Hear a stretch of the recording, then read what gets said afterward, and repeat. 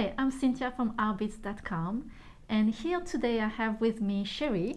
Hi, Sherry. Hi, Cynthia. And Sherry made a beautiful bracelet. It's so adorable.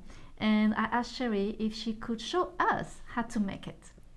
So I'm so excited that you can show that how to make this wonderful bracelet. Um, it's made with a dot stitch, Okay. which is a variation of the spiral stitch, which you know. Super simple little stitch, and what it does is it forms these little beads.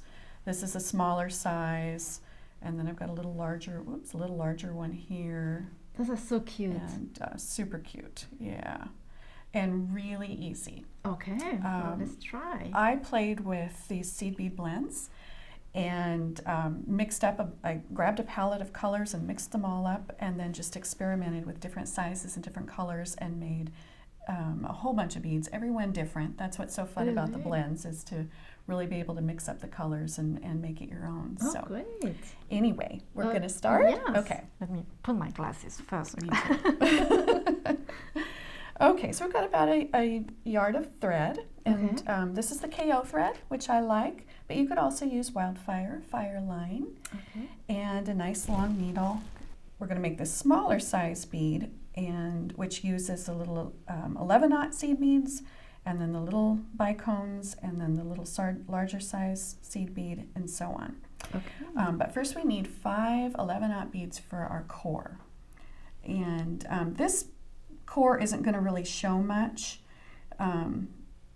so you can kind of use the same color seed beads for the core as you go. Okay. I've got this matte pink, and then what you want to do is you want to pinch those, hang on to those core beads with your other hand, and then pull the thread through until you've got a tail about 4 or so inches.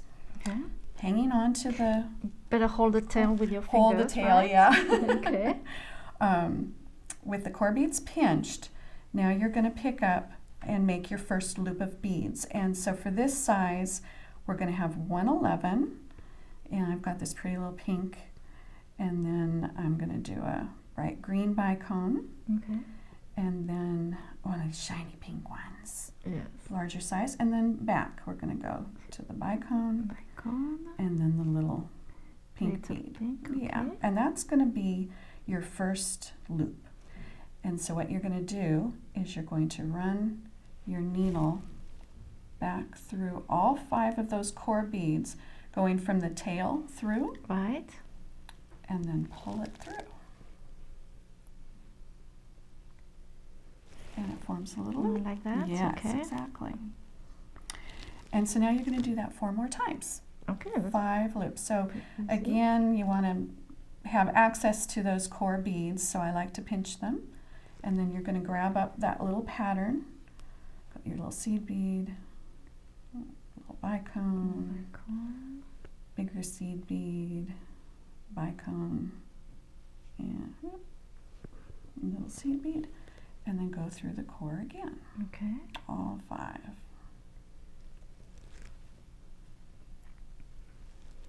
And you tie it? Okay. Yeah, pull it tight. You've got 2 loops. So you put the 2 loops on the side, right? Yeah, you want to move them to the side again so that you can get to that core. Okay. As you get more and more loops, it gets a little harder to find the core, but you want access to those. So again, pick up the your loop pattern. Okay, I have to remember what I did. Right. Like that, and in the core again. And then go through the core. It also gets a little tighter. Yeah, I can feel that.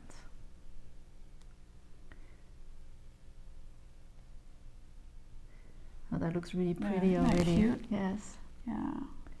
3. I love it. Okay. Yeah, so you better be careful also to use a needle that's not too thick, because you go through the core so many times in those little beads. Multiple times, and you still have to tie off your ends as well. So you do want to keep a nice thin needle. And you'll notice if, every once in a while your needle will maybe go through 4 beads and not that 5th one. Right. Or not through the first one, but only the top 4. And you'll notice your bead won't look symmetrical. And so just take a look at it real quick and kind of spin it around and see, if all the loops look symmetrical. So you should stop and check your work Yeah, once in a while. yeah. So there's one little bead. And then This is if you great. want to continue stringing, you can add some beads in between your dot beads. Okay, and it doesn't matter the size, It doesn't because really here I matter. see you have a little bicone. Love the bicones. They sort of nest in the in between, but it could be Right. seed beads. It can be Okay. whatever you like. If you want to do, I have 3 beads in between. Oh, So I if see. you wanted to, you can do as many as you want. You can do 1, you can do 5, Okay. you can do however many you like.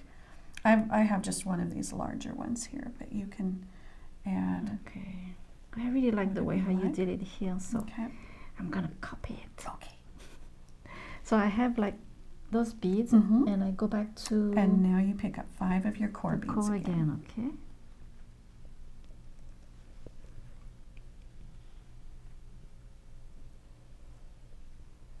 So you slide Like that. those. Mhm. Okay. Okay, and then you I think grab I'm onto missing- them and make your first loop. And you can make this bead different if you want. Oh, you mean another color? Another yes. colors, whatever whatever you want. I'm gonna switch it up a little. I think we'll do this khaki and maybe one of these light pink. Oh, that is So you've cute. got your yes. 5, Beautiful colors. and then Go through go again. through your 5.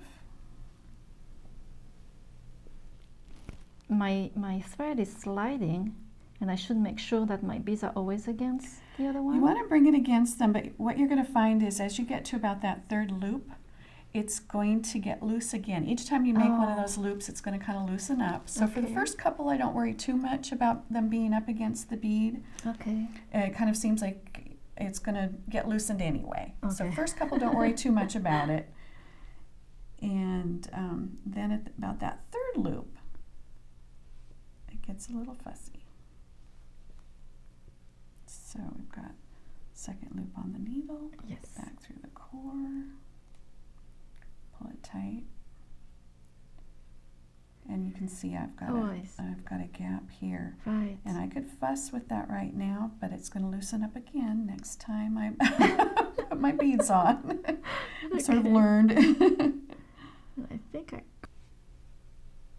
So is it pretty much all the time 5 loops, or can you do less than 5 You loops? can do less than 5 loops, but you will see your core. Oh, okay. With this, and it depends on the size of the seed beads that you're using, and the shapes of the seed beads that you're using, how Mhm. much of that core you're going to see, and how many loops it takes to cover that core. Okay. And in some cases, you might want to see the core. Right. It depends on what you're going for. So you can see that I've got a gap here. Right. And ultimately what you want is you want this new bead uptight against the beads before it. And so I find by just pulling on the established loops Oh, okay. and working them, and sometimes it helps if you lay them down, loosen them up a little bit, and then just pull. And then you can You tie can get that up closer I and tighter see. to your center bead. Okay. So it takes a little fussing. Right. Once you have 3 good loops on, then it's not going to slide around too much. It's going to stay put. But those first 3 Okay. kind of loose. Oh, I can see, yes, I have a little gap too. Yeah. I have to say, this is really fun to do. Isn't it fun? And I love the fact that I can easily change colors on my beads. Makes each one so different. Yes. And you can make them multicolored. We have these patterned, but every bead could be a different Right. color if you want That's it. true. And you'll find by experimenting that what lays nicely. I like them kind of nice and rounded, but you can use little cube beads, you can use bugle beads, you can use all kinds to get different effects and shapes. True, yes. And then certainly other sizes of beads if you want to make larger beads. Mm-hmm. You can do that. This larger bead that I made has 7 core beads. Oh, okay. And again, still only 5 loops, but the beads are all a little larger than the, and there are more beads in the loop. And then, Right. And you just experiment. Have a couple 11-aughts, the larger seed bead, the larger bicone, and then the larger seed bead, and then the Mhm. 11-aughts again. Right. And that's the thing that I really love in the spiral technique. You can really play with different Yeah. shape, with different beads, different numbers of the core, like you Right. said. It's so much fun. Right. So I think I'm done my second one. Isn't that cute? That look good. I didn't finish mine, but well, That is really cute. yeah. I just love this. And your bracelet here is really stunning. I really love the colors that you mix with that. Oh, thanks. So, I'm sorry, when you Mhm. finish, how did you finish here? I kept the same thread and I wove back through the bead several Okay. times.